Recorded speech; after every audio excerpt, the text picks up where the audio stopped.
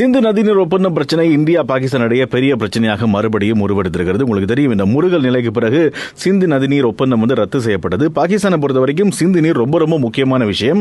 இந்த சிந்து நீர் நிறுத்தப்பட்டதுனால பாகிஸ்தானுக்குள்ளேயே நிறைய குளறுபடிகள், சிந்து மாகாணத்தில் மக்கள் இப்ப போராட்டங்களில் ஈடுபட்டு கொண்டிருக்காங்க. இந்த தருணத்தில் பாகிஸ்தான் தரப்பிலிருந்து இன்னும் ஒரு எச்சரிக்கை இந்தியாவுக்கு விடுக்கப்பட்டிருக்கிறது. அதாவது இந்த நதிநீர் நிறுத்தம் இந்தியாவினுடைய போர் நடவடிக்கை அப்படின்னு சொல்லி பாகிஸ்தான் சொல்லியிருக்கிறது. சிந்து நதியில தண்ணீர் ஓடவில்லை என்றால் ரத்தம் ஓடும் அப்படின்னு சொல்லி அந்த நாட்டினுடைய அரசியல் தலைவர் பிளாவல் பூட்டோ இதற்கு முதல் எச்சரிக்கையை விடுத்திருந்தார். இந்த நிலையில பாகிஸ்தானில் இருக்கக்கூடிய ஒரு பல்கலைக்கழகத்தில் நடந்த ஒரு கூட்டத்தில் பேசிய அஹமத் ஷெரீப் சௌத்ரி இந்தியாவை குறிப்பிட்டு, நீங்கள் எங்கள் தண்ணீரை தடுத்து நிறுத்தினால் நாங்கள் உங்கள் மூச்சை நிறுத்துவோம் அப்படின்ற மாதிரி பேசியிருக்காரு. 2008ஆம் ஆண்டு மும்பை தாக்குதலுடைய மூளையாக செயற்பட்டவரும் லஷ்கர் இ தொய்பாவினுடைய நிறுவனருமான ஹபீஸ் சயீது கடந்த காலங்களில் இதே போன்ற பாணியில் மிரட்டல்கள் விடுத்து வராரு.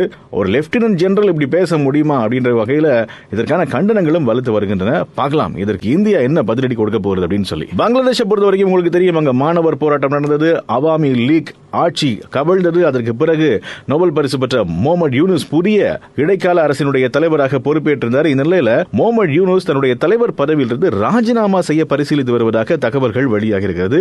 உண்மையை சொல்ல போனா ஷேக் ஹசீனா அங்கிருந்து தப்பி வந்ததுக்கு பிறகு ஷேக் ஹசீனாவினுடைய உறவுகள், அவங்களுடைய கட்சி தொண்டர்கள், அவங்க மேலெல்லாம் வழக்குகள் பாய்ந்து கொண்டிருந்தது. எக்கச்சக்கமான கொலை மிரட்டல்கள் விடுக்கப்பட்டதாக சொல்லப்பட்டது. எத்தனையோ தலைவர்கள் கொல்லப்பட்டதாகவும் தேசத்தினுடைய பெருமைகள் இல்லாதொழிக்கப்பட்டதாகவும் குற்றச்சாட்டுகள் முன்வைக்கப்பட்டுக் கொண்டிருக்கும் போது இது, அதாவது தற்போதைய தலைவர் ராஜினாமா செய்ய போவதாக பேச்சுகள் எழுந்திருப்பது உண்மையிலே அதிர்ச்சி ஏற்படுத்தியிருக்கிறது. ஏன்னா அவர் தான் தொடர்ச்சியாக ஷேக் ஹசீனாவை கைது செய்ய வேண்டும், இந்தியா அவரை எங்களிடம் ஒப்படைக்க வேண்டும் என்ற மாதிரிலாம் பேசிட்டு இருந்தாங்க.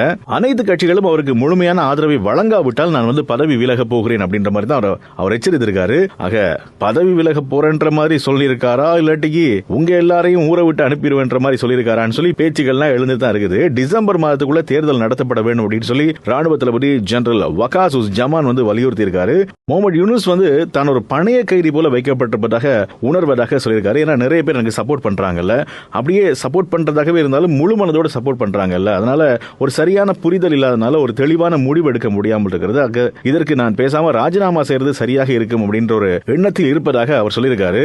இந்த நிலையில, அதாவது எலெக்ஷன் நடக்க போற நிலையில இப்படி ஒரு பேசுறது மறுபடியும் ஒரு குழப்பத்தை ஏற்படுத்துவதற்கான வழிவகைதானா அப்படின்ற மாதிரியான பேச்சுக்களும் சலசலப்புகளும் எழுந்திருக்கின்றன. சர்வதேச மட்டத்தில் பொறுத்திருந்து பார்க்கலாம் பங்களாதேஷ் எப்படி காய் நகர்த்த போகிறது அப்படின்னு சொல்லி. ஏற்கனவே இந்தியா பாகிஸ்தான் முருகல், பாகிஸ்தான் இந்தியாவோட முருகல், அதை பயன்படுத்திக் கொண்டு பங்களாதேஷ் இந்தியாவை முறைத்துக் கொண்டிருக்கிறது. சீனா உள்ளே வந்து விட்டது.